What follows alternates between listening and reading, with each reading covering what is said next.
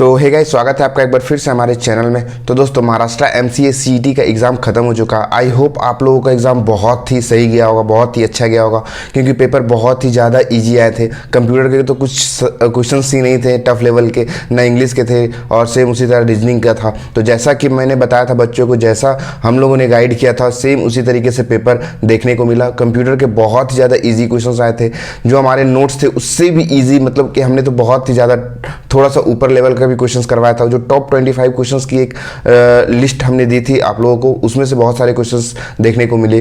तो हम 2 साल का एक्सपीरियंस था, उस एक्सपीरियंस का कुछ ना कुछ तो काम आएगा ही। तो बच्चों ने उस एक्सपीरियंस को भरपूर फ़ायदा उठाया। वो सिर्फ और सिर्फ 149 में आप लोगों ने उस बैच को ज्वाइन करके इतने सारे नोट्स लिए, और फिर जो एग्ज़ाम तक पूरा गाइडेंस मिला।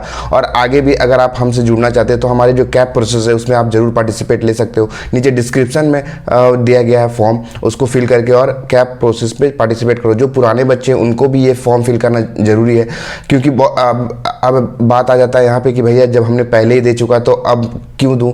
तो देखो, ऐसा होता है, कैप प्रोसेस की जो प्रेफरेंस लिस्ट होती है वो हम खुद से तैयार नहीं करते, हम किसी और से तैयार करवाते हैं अकॉर्डिंग टू योर परसेंटाइल। हम उन लोगों ने पूरा रिसर्च किया हुआ रहता है पेपर को, कॉलेज को, और जो कितना आपके परसेंटाइल के हिसाब से कौन से कॉलेज कैप 1 में ही मिल जाए, ऐसा ही उन लोगों ने सोचते हैं। हम लोग भी फिर उस पर गहरी मंथन होती है हमारी। तो ये आप लोगों को फिर पर्सनल आपके परसेंटाइल के अकॉर्डिंग आपको वो प्रेफरेंस लिस्ट मिलती है रेडी हो करके, तो आपको वो पे करना जरूरी होता है। इसीलिए हम दोबारा ले रहे हैं, दोबारा हम नहीं ले रहे, हमें भी देना पड़ता है। तो चलिए अब हम आगे बढ़ते हैं एग्जामिनेशंस को लेकर के। बहुत सारे बच्चे बोल रहे थे कि भैया हमें जब एग्ज़ाम में दे रहा था तो मुझे ये प्रॉब्लम फेस करने को मिला, हमें ये देखने को मिला। टाइमर को लेकर के बहुत ही ज़्यादा प्रॉब्लम थी। जैसा कि आप लोग जानते होंगे, एमबीए में टाइमर बहुत ही स्लो था, कभी मतलब स्लो था, किसी किसी को ज़्यादा टाइमिंग मिली है, किसी किसी का एग्जामिनेशन से लेट हुआ। नागपुर के कुछ सेंटर में ऐसा हुआ देखने को मिला था। तो इन सब चीज़ें थी। तो उन पे जो है सीईटी सेल ने एक इंफॉर्मेशन जारी किया है कि टाइमर को लेकर के उन लोगों ने एक टीम गठित की है। उस टीम को जाकर के चेक करना है कि क्या ये प्रॉब्लम सही थी, क्या नहीं थी, टाइमर को लेकर के क्या परेशानियां, क्या था, वो सब उनका काम है, वो देखेंगे। तो क्या रीटेस्ट होगा कि नहीं होगा, उस पर आज चर्चा करने वाले हैं कि एमबीए का रीटेस्ट होगा कि नहीं होगा, या फिर हमारा एमसीए सीईटी का रीटेस्ट होगा कि नहीं होगा।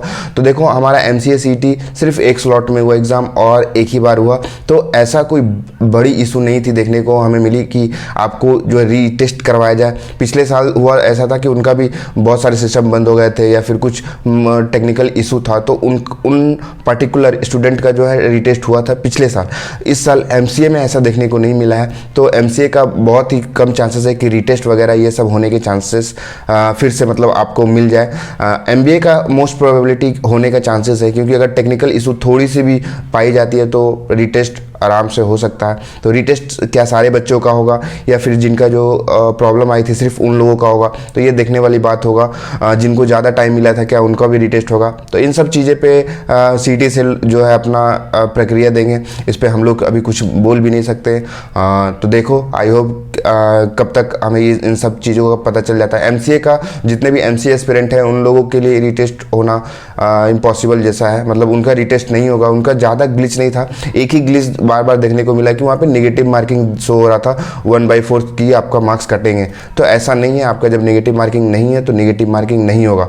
और इसके बाद तो कोई प्रॉब्लम देखने को ऐसा अभी तक तो सुनने में नहीं आया कि जो सिस्टम बंद हो गया या फिर एग्जामिनेशंस के बीच में सिस्टम बंद हुआ कोई भी सेंटर पे। अभी तक ऐसा कुछ नहीं मिला, हमारे पास तो नहीं आया। तो एमसीए सीईटी को बहुत कम चांसेस है कि उनका रीटेस्ट वगैरह ये सब चीज़ें होंगी। एमबीए सीईटी का हो सकता है, उनका मोस्ट प्रोबेबिलिटी चांसेस है कि होगा ही। तो क्या इसको लेकर के रिजल्ट डिले होगा? तो ऑब्वियसली बात है कि अगर एमबीए सीईटी का होगा तो रिजल्ट डिले होगा उन लोगों का, और एमसीए का अगर नहीं हुआ तो मे बी टाइम पे रिजल्ट आ सकता है। 10 या 15 अप्रैल के बीच में आपका एग्जामिनेशंस का रिजल्ट आ जाएगा, आपको बहुत जल्द नोटिफिकेशन भी देखने को मिल जाएगा। और रिजल्ट के बाद फिर कैप प्रोसेस स्टार्ट हो जाएगा। तो उस कैप प्रोसेस में ज़रूर पार्टिसिपेट करो, जितने भी पुराने नए स्टूडेंट हैं सबको वो कैप प्रोसेस फिल करो और पूरी स्मूथ वे में अपना काम करवाओ और एक अच्छे कॉलेज में एडमिशन लो, क्योंकि बहुत कम बच्चे भी भरे इस बार। तो आपकी एक गलती भारी भरकम नुकसान ना कर दे। तो एक छोटी सी आपको क्या क्या करवा सकती है, तो एक बार आप हमारी पॉडकास्ट जो डली हुई है वो जा करके देख लो, कितना पेचीदा होता है। हमारे टॉपर्स क्या बोलते हैं कैप में, कितनी ज़्यादा मुश्किल होती है वहाँ पे। तो ये सब चीज़ों से बचने के लिए आप जरूर गूगल फॉर्म पे फिल कर सकते हो, और अन्यथा आप लोगों को सपोर्ट तो मैं करता ही रहूँगा, ओरली जितना तक हो सकता है मैं हमेशा अवेलेबल हूँ। सो थैंक यू, मिलते हैं नेक्स्ट वीडियो में। और अभी कॉलेज वाली रिव्यू वीडियो सारी आने वाली है बहुत ही जल्द, और आपको कौन सी टॉपिक पे और वीडियोस चाहिए हमें कमेंट बॉक्स में ज़रूर बताना। सो थैंक यू, मिलते हैं नेक्स्ट वीडियो।